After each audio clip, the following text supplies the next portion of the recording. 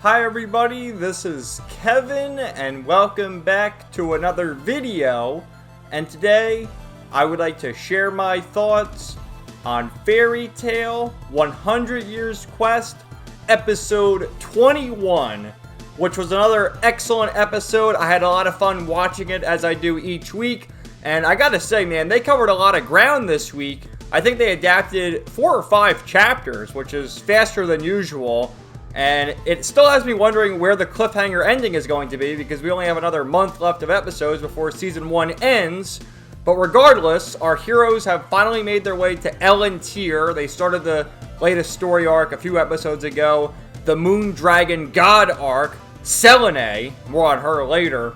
And as they made their way to Elentier, of course, they were all separated, so we have different groups, starting with Urza and Wendy, Natsu and Gray, Wendy, Happy, and Carla, Toka, and Faris, and then Lucy all by herself. So let's get right to it with all my screenshots and manga panels to compare and contrast. Starting right away with Urza and Wendy kicking some serious ass here. You have Urza in the Heaven's Wheel armor, just destroying all these shadows that appeared. The new villains, along with Selene, are the 3 Moonlight Divinities, the 3 underlings of Selene, and Yoko, who we saw her at the very end of last week's episode, episode 20, summon these creatures. So Urza and Wendy are taking care of them. Wendy does the old Sky Dragon's roar. And Irene actually shows up for a second to give Wendy some heads up on what's going on with Elentier, because Natsu mentioned that in episode 20 last week when, Earthland, he has all his magic energy. Edelus, no magical energy, but on Elentier, it's amplified. And so Irene shows herself again. I love this still shot. It shows them running into face off against the shadows. And this was taken right out of the manga, of course, my first comparison. Let's scatter them all, right! And we see Yoko descend and greets the 2 of them. And as that happens, it cuts over to Natsu and Gray, who confront one of the other Moonlight Divinities, Hakune. So there she is. There's a close-up and another comparison to the manga right there, which I have to say, looks pretty good.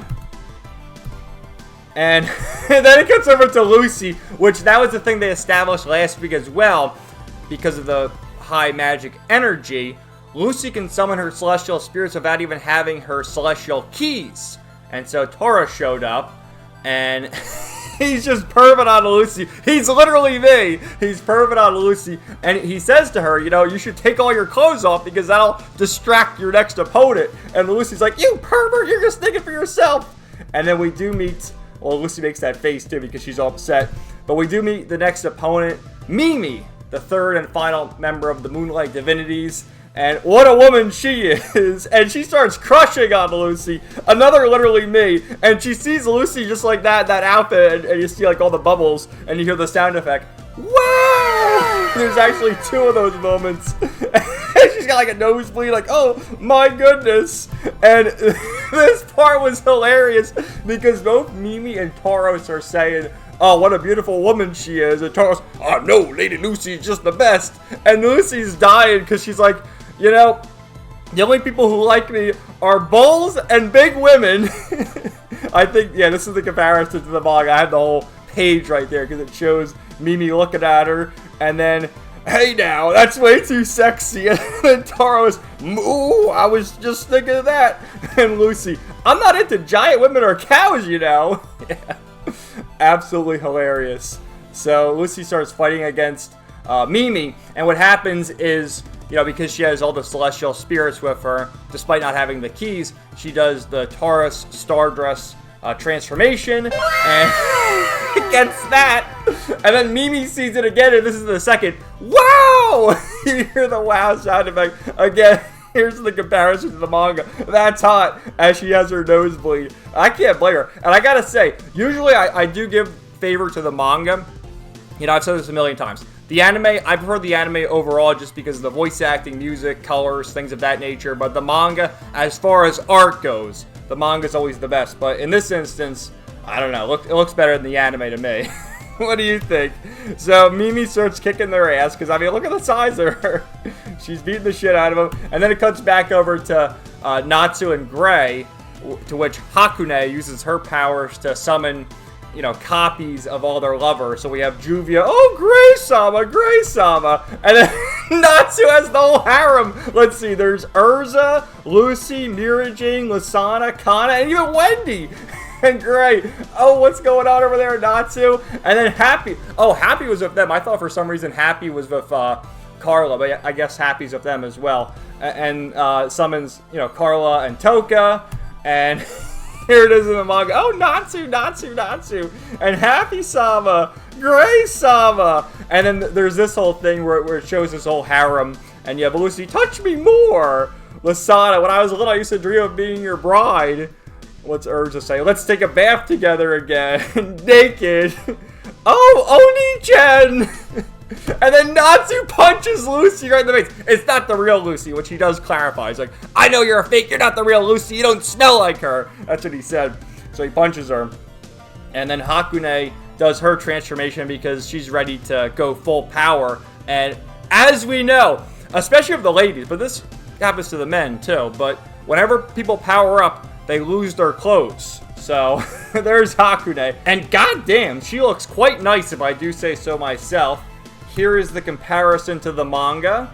Yeah, I mean, what do you think? She's more plain in the anime, I will say. Like, just her face and everything. There's more details, like more of a menacing stare for eyes. But everything else looks good to me. So, because it should come as no surprise, I'm a big Lucy fan. You may even call me a Lucy simp. I did want to showcase all these instances of Lucy battling Mimi and just these angles, man, and the boobage. Like, what the hell's going on here? Look at, they got even bigger. Like, wait a minute. They look even bigger with this screenshot than they did the other one. And then how'd they get so small? Is Brandish around the corner enlarging and shrinking them? But she basically summons every single one of her celestial spirits. She summons Scorpio, Capricorn, Aries, as you see there, and a whole bunch, but it's not phasing Mimi, so, you know, she doesn't have Aquarius, but she can still use the Aquarius Star Dress form, and does Aqua Matria, to which Mimi just guzzles it, and she says something like, oh, there's minerals, and this is refreshing, thank you. Look how strong she is, look at those muscles, and here it is, she drank it, it's rich in minerals, and then she starts beating the crap out of Lucy. And at this point, the tide has turned and all our heroes lose their battles. I didn't really show much of this, but Wendy and Urza were doing fine, but then Yoko appeared. Well, actually, I showed in the beginning, didn't I? But Yoko appeared and has more spirits.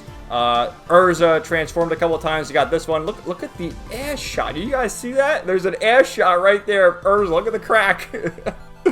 And Lucy's crying, defeated, because, you know, she summoned everyone. I think the last one she summoned was Capricorn, who was holding his own against Mimi for a short while, but Mimi prevailed.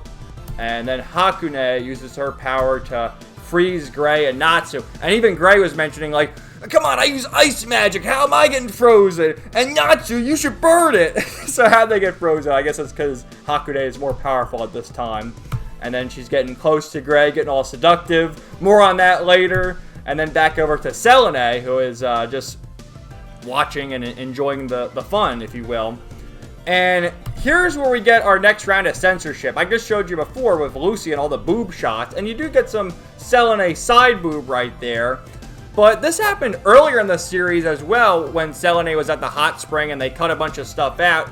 And in this is the only instance you see her in the hot spring in this episode, and they cut out all this stuff, like her ass, her feet, if you're into that, them drying her off, and then clothing her, whereas you just get that in the anime. So I don't know, I guess that we just showed you before too, Urza's butt cheeks as she's lying there, so I guess we can't see Selene's butt cheeks. I don't know what the deal is. Maybe someone can try and help me figure it out, but I just figured I'd mention it.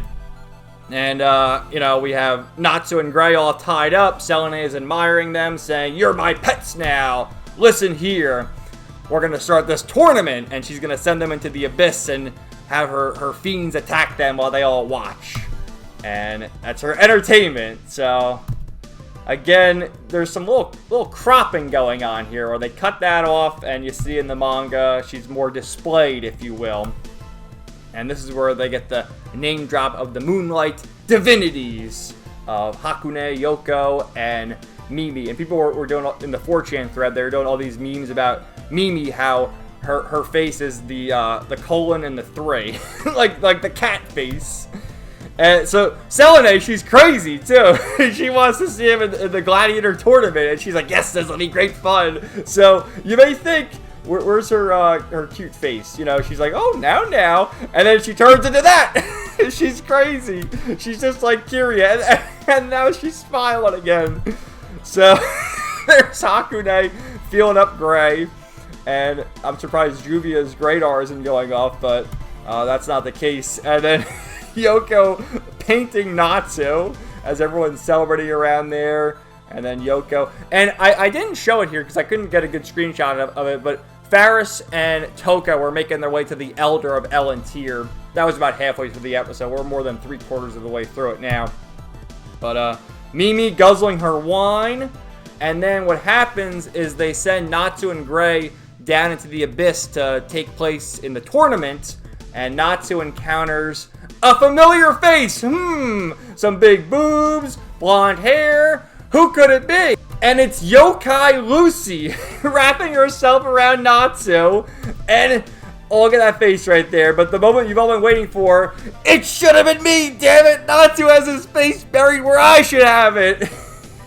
But Lucy has turned evil thanks to Yoko's powers, where she turned her into a yokai.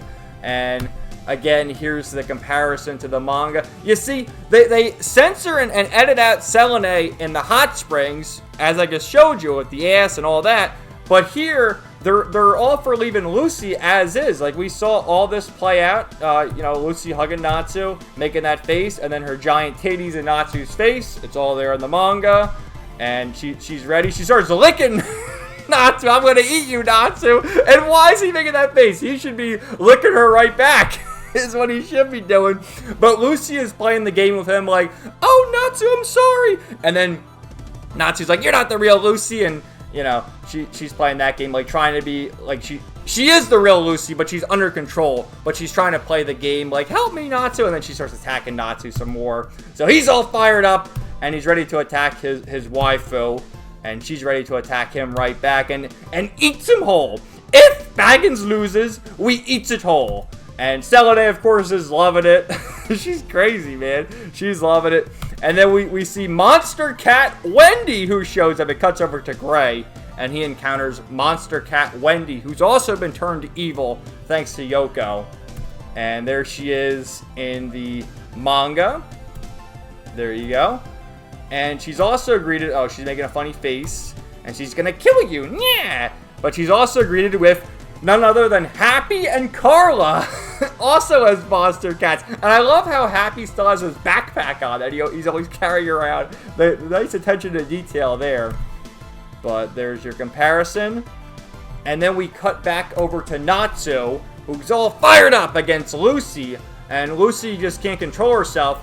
And remember, we're on Elantir now, where any celestial spirit can make their presence known.